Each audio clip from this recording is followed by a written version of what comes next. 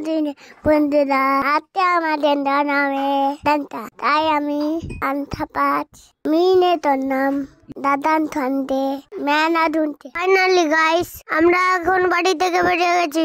আমরা যাচ্ছি এখন স্টেডের কাছে। তো ফাইনালি আমরা স্টেডের কাছে পৌঁছে গেছি। তো বন্ধুরা, এই হচ্ছে স্টেড, খুব সুন্দর লাগছে দেখতে। আর কাকে কিরম লাগছে কমেন্টে বলে যাওয়া।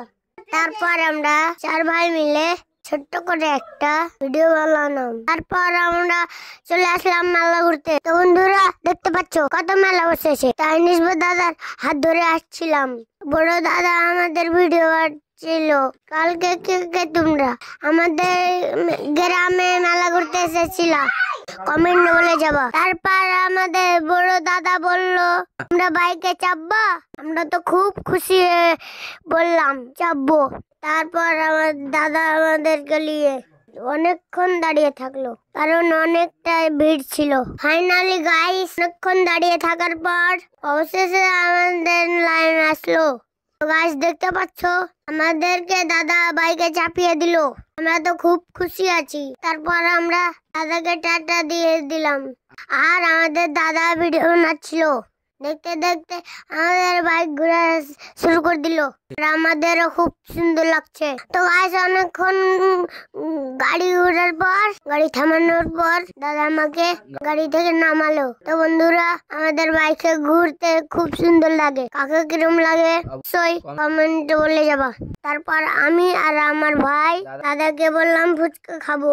দাদা আমাদের ফুচকা খাওয়ালো। তাহলে বন্ধুরা, দাদা কলেজ থেকে আসার আগে আমরা মেলা ঘুরে নিয়েছি, সব খেয়ে নিয়েছি। শুধু ফুচকা খেতে বাকি ছিল। দাদার সঙ্গে সেটাও খেয়েছিলাম।